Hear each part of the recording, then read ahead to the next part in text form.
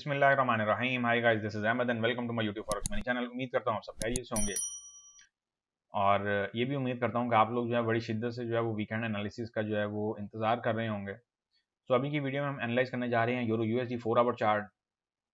So guys, euro USD 4 our chart जो है उस पर हमें जो स्ट्रक्चर देखने को मिलेगा वो अपकमिंग वीक में क्या स्ट्रक्चर देखने को मिलेगा, आज हम इस पर कुछ डिस्कशन करेंगे।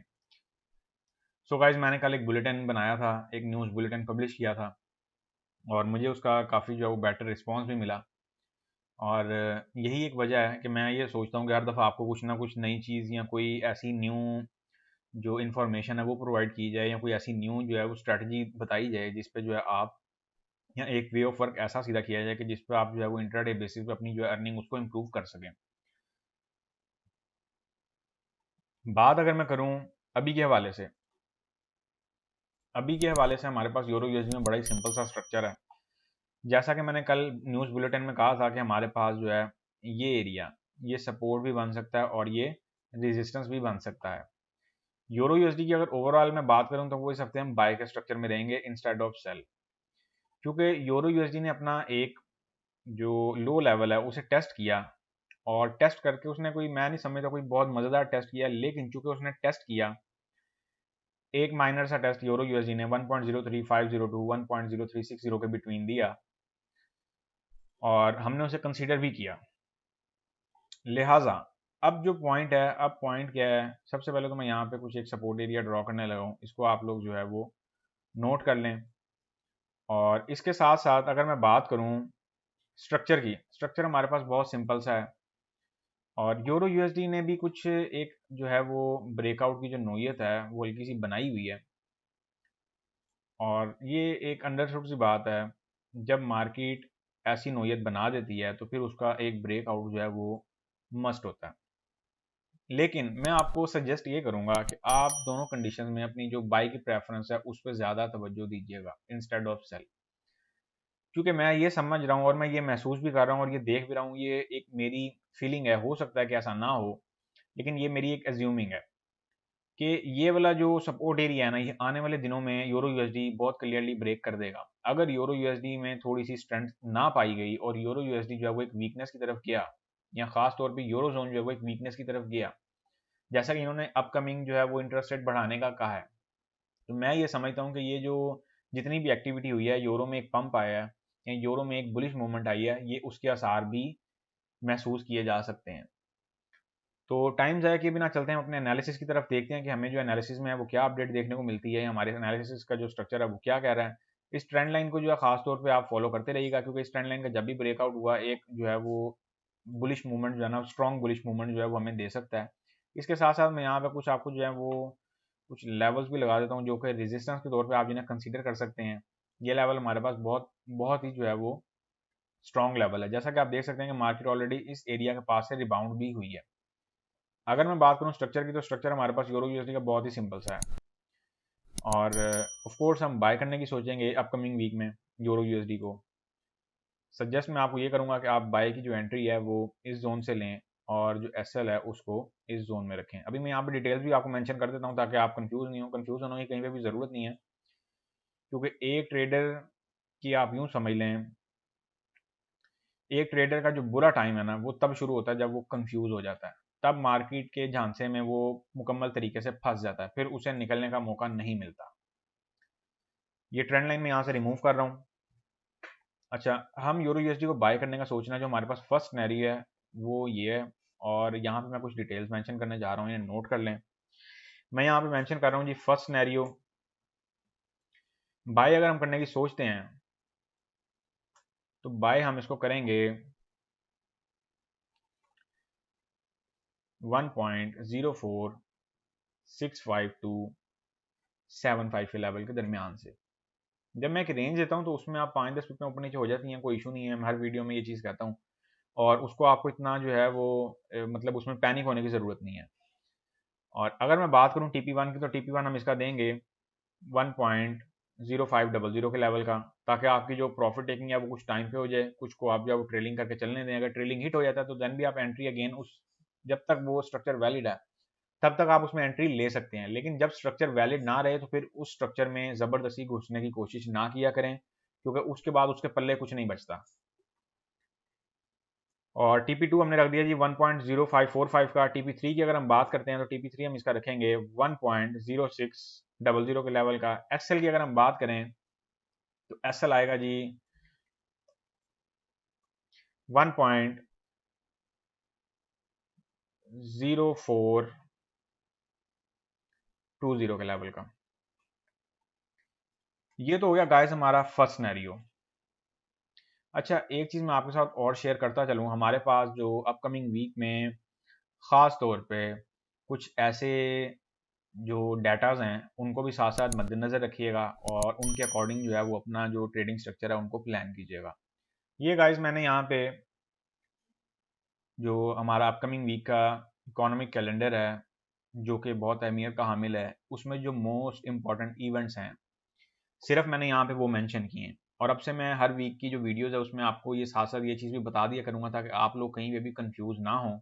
अगर मैं बात करूँ बहुत सिंपल सी, तो उसमें आप ये चीज़ मुख्तसर देख लें कि हमारे पास अपकमिंग वीक में अभी तक टेंटेटिव तौर पे कोई अगर यूरो की स्पीच या कोई यूरो का डाटा, कोई मोस्ट इंपॉर्टेंट डाटा जो है वो ऐड हो जाए तो एक अलग चीज़ है, लेकिन अभी तक हमें यूरो की मूवमेंट इस पूरे कैलेंडर में कहीं पे भी नज़र नहीं आ रही है। और मैं आपको सजेस्ट ये करूंगा कि आप लोग इसके अकॉर्डिंग ही अपनी जो ट्रेडिंग एक्टिविटी है उसको प्लान किया करें, ताकि आप लोगों को जब भी मार्केट में कोई इंपॉर्टेंट डाटा हो तो आप लोगों को पता चल सके। चूँकि अदर करेंसीज के डाटा हैं तो इसीलिए जो है वो जब करेंसी की बारी आएगी या जिस करेंसी की बारी आएगी तो हम उस करेंसी में फिर उस हिसाब से जो है वो इसकी अपडेट्स जो है वो देखेंगे। हम आते हैं वापस अपने यूरो यूएसडी के 4 आवर चार्ट की तरफ। ऑफ कोर्स अगर यूरो का डाटा नहीं है तो इसका मतलब ये नहीं है कि यूएसडी का डाटा नहीं है। ये चीज़ आपने नोट भी करनी है और अपने पास जो है कोशिश किया करें कि आप लोग जब अपनी ट्रेडिंग एक्टिविटी प्लान करें ना तो अपने पास एक पेपर वर्क के तौर पे डिटेल्स लाजमी नोट किया करें, या हो सके तो अपने सामने एक बोर्ड रखा करें जिस पे आप रिमाइंडर के तौर पे डेली आपको पता हो कि आज ये इवेंट है। ये कामयाब होने का एक ट्रेडर के, एक बिगिनर ट्रेडर के कामयाब होने का ये एक बहुत बड़ा जो है वो आप यूँ समझ लें कि एक उसके लिए एक बहुत बड़ी अचीवमेंट है कि अगर उसने ये चीज़ कर ली है तो। और उसके बाद उसकी कामयाबी का मैं समझता हूँ कि सफ़र जो है वो शुरू हो जाता है। अच्छा जी, एक सेटअप तो हमारे पास था बाय का सिनेरियो इस सपोर्ट एरिया से, एक सिनेरियो में दे रहा हूँ इस सपोर्ट एरिया से। दोनों ही बाय के सिनेरियोज हैं। अभी अनटिल और अनलेस सेल का स्ट्रक्चर मैं नहीं दूंगा। सेल का स्ट्रक्चर अगर कोई इंट्राडे बेसिस पे हमारे पास आएगा तो हम जरूर देखेंगे। ऑफ कोर्स सेल का स्ट्रक्चर जो है वो हमें यहाँ से कुछ देखने को मिल सकता है इस एरिया से, लेकिन इसको हम बाद में देखेंगे। अभी की अगर मैं बात करता हूँ तो अभी का जो हमारे पास स्ट्रक्चर है वो बड़ा सिंपल सा है। सेकंड सिनेरियो भी नोट कर लें। और सेकंड सिनेरियो में आपको जो चीज़ देखने को मिलेगी वो हमारा रिमेन जो है वो मार्केट ने हमें एक एरिया दिया था। ये मैं यहाँ पे मेंशन करने जा रहा हूँ जी सेकंड सिनेरियो, इसको भी नोट कर लें। सेकंड सिनेरियो में हम इसको करने की सोचेंगे बाय एट 1.0380290 के लेवल से। ये भी वीकली सिनेरियो है, कहीं पे भी कंफ्यूज होने की ज़रूरत नहीं है। TP1 की अगर हम बात करते हैं तो TP1 इसका आएगा जी 1.0420 का लेवल। और TP2 की अगर हम बात करते हैं तो वो हमारे पास आएगा 1.0460 का लेवल। TP3 की अगर हम बात करते हैं तो वो आएगा 1.0500 का लेवल। इसमें आपने एक चीज़ नोट की होगी, टीपीज हमारे पास बड़े महदूद किस्म के हैं, लेकिन इतने भी महदूद नहीं है। और अगर हम एसएल की बात करें, ये इसीलिए रखवा रहा हूँ क्योंकि अगर मार्केट इस जोन से रिबाउंड हुई तो मार्केट जो है वो उसको फिर ये जो सपोर्ट एरिया ना ये रेजिस्टेंस में डेवलप होके उसको रेजिस्ट करने की कोशिश करेगा। बाकी इंट्राडे बेसिस पे तो हम लोग अपडेट जो है वो साथ साथ लेते ही हैं और वो हमारे अल्हम्दुलिल्लाह स्ट्रक्चर जो है बड़े मज़ेदार जाते हैं। हमारे जो लास्ट वीक के स्ट्रक्चर से वो भी बड़े वेल परफॉर्म हुए और अल्हम्दुलिल्लाह हमने उसमें भी एक जो है मज़ेदार अचीवमेंट हासिल की है। और आप लोगों को ये लाइव स्ट्रक्चर या लाइव चार्ट में स्ट्रक्चर देने का पर्पस ये होता है, ये बेसिकली आप इसे लर्न करें। मैं आपको यहाँ पे कोई रट्टा सिग्नल नहीं है या सिग्नल बना के आपको बस पोस्ट कर दूं कि जी ये सिग्नल है आपके सामने है। मैं यहाँ पे सपोर्ट, रेजिस्टेंस, जो स्ट्रक्चर हैं, जो चैनल्स हैं, जो हेड एंड शोल्डर पैटर्न्स हैं, चाहे उसमें सिमेट्रिकल ट्रायंगल पैटर्न है, वेज पैटर्न है, तो वो भी मैं आपके सामने यहाँ पे आपको बाकायदा ड्रॉ करके बताता हूँ। फिर उसके बाद हम मार्केट की एक्सटेंड देखते हैं कि मार्केट जो है वो इस वे में जा रही है और कितनी गहराई में मार्केट जा सकती है। सो मकसद ये है सिर्फ कहने का कि हम यहाँ पे जो भी कर रहे हैं लाइव कर रहे हैं, कोई रट्टेबाजी नहीं है, कोई कुछ नहीं है। हमारे एक एनालिसिस हैं और अल्हम्दुलिल्लाह वो एनालिसिस जो है वेल परफॉर्म भी होते हैं। और वो किस बेस पे परफॉर्म होते हैं, हमने जो स्ट्रक्चर ड्रॉ किया होता है। तो यहाँ पे कोई ऐसा नहीं है कि जो है ना आपको जुबानी रट्टा लगवाया जा रहा हो कि नहीं जी ये हो जाएगा तो वो हो जाएगा और जस्ट जो है वो। इवन कि मैं जब आप लोगों को चार्ट भी देता हूँ तो वो भी देने का पर्पस ये होता है कि आप उसे लर्न करें, अपना स्ट्रक्चर खुद ड्रॉ करने की कोशिश करें। एसएल की अगर हम बात करें तो एसएल हम इसका रखेंगे जी 1.0340 का लेवल। एसएल इसके लिए इनफ है, 45 का एसएल है सेकंड स्ट्रक्चर का, और मैं नहीं समझता कि इससे नीचे का जो है एसएल है ना वो देने की ज़रूरत है, क्योंकि अगर ये सपोर्ट एरिया ब्रेक हो गया तो ये सपोर्ट एरिया इतना तगड़ा ब्रेक होगा कि उसके बाद यूरो के नीचे जाने के आसार बढ़ जाएंगे। अनटिल और अनलेस हम जो है इस सपोर्ट एरिया को जो है वो यूज़ करने की भरपूर कोशिश करेंगे, यहाँ से ट्रेड सेटअप्स निकालने की कोशिश करेंगे जब तक ये सपोर्ट एरिया हमारे हाथ लगा हुआ है, और वट एवर ये सपोर्ट एरिया भी क्यों ना हो, तब तक हम जो है वो अपनी जो ट्रेडिंग एक्टिविटी है उसमें जो है भरपूर एडवांटेज जो है वो लेने की कोशिश करेंगे मार्केट से। और जैसा कि आप लोगों को पता ही है कि एक मैंने ये स्ट्रक्चर भी ड्रॉ किया था और ये स्ट्रक्चर भी किसी हद तक हमारा जो है वो परफॉर्म हुआ, बट यहाँ पे आके मार्केट ने कुछ जो है ना वो अगेन एक रेजिस्टेंस पकड़ा, और थोड़ा सा मैं समझता हूँ कि मार्केट जो है यहाँ पे रोक रही है, क्योंकि ऊपर से हेड एंड शोल्डर पैटर्न लगा हुआ है और हेड एंड शोल्डर पैटर्न में इतनी जान होती है कि ये जो है ना जल्दी ट्रेंड को पलटने नहीं देता अगर ये एक दफ़ा परफॉर्म हो जाए तो इसको मैं समझता हूँ कि टूटने के लिए टाइम लगेगा। इन शॉर्ट वर्ड्स ये डिटेल्स मैंने नोट कर दी हैं। बाय के लिए अगर फर्स्ट सिनेरियो की बात करूं, ओपन एरिया, एसएल एरिया, फिर उसके बाद टीपी1 एरिया, टीपी2 एरिया, और देन जो है वो टीपी3 एरिया। इसी तरह सेकंड स्ट्रक्चर की अगर हम बात करें, open area, SL area, TP one area, TP two area and TP three area. So guys ये थी हमारी यूरो यूएसडी H4 चार्ट की अपकमिंग वीक की जो रिसर्च और रिसर्च एनालिसिस, और उम्मीद करता हूँ कि आपको बहुत बेहतर तरीके से ये चीज़ समझ आ गई होगी। वीडियो को लाइक और अपने दोस्तों के साथ शेयर करना मत भूला करें।